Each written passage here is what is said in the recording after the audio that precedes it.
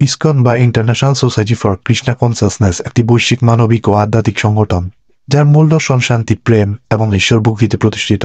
1963 সালে নিউ ইয়র্কের শ্রী প্রভুপাদ কর্তৃক প্রতিষ্ঠিত এই আন্দোলনের লক্ষ্য হল ধর্ম, বর্ণ, জাতি, লিঙ্গ ও জাতীয়তার ঊর্ধ্বে উঠে মানবজাতির মধ্যে ঐক্য ও পারস্পরিক সম্মান প্রতিষ্ঠা করা।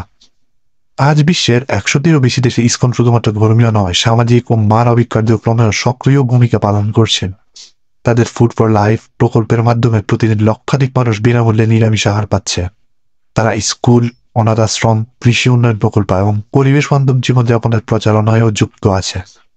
ইসকনের মূল বার্তা মানবজাতির প্রকৃত ধর্ম হল ঈশ্বর প্রেম ও পরোপকার।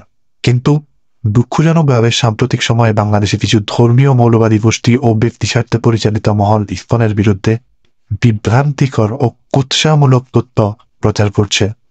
সাংবাদিক ইলিয়াস সহ কয়েকজন ব্যক্তি মিথ্যা নাটক সাজিয়ে সামাজিক যোগাযোগ মাধ্যমে এমন চিত্র তুলে ধরছেন যেন ইসকন কোনোভাবেই সমাজের জন্য হুমকি, অথচ বাস্তবে ইসকনের বিরুদ্ধে সহিংসতা, ঘৃণা প্রচার বা কোনো অপরাধমূলক কর্মকাণ্ডের প্রমাণ আজ পর্যন্ত নেই।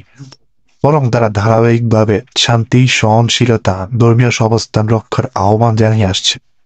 এই বিভ্রান্তিকর প্রচেষ্টা কেবল একটি উদ্দেশ্যই পরিচালিত হচ্ছে: সমাজে বিভাজন সৃষ্টি করা, ধর্মীয় অনুভূতিতে উস্কে দিয়ে মানুষকে পরস্পরের বিরুদ্ধে দাঁড় করানো। এটি কেবল অঙ্কতা নয়, মানবতার বিরুদ্ধে এক গভীর ষড়যন্ত্র। আমি একজন প্রাক্তন মুসলিম হিসেবে পৃথিবীর বিভিন্ন দেশে ইসকনের কার্যক্রম প্রত্যক্ষ করেছি, তাদের মন্দিরে থেকেছি, স্বেচ্ছাসেবী প্রকল্পে অংশ নিয়েছি। আমার অভিজ্ঞতায় দেখেছি ইসকনের অনুসারীরা ধর্ম নয়, মানবতাকেই প্রাধান্য দেয়।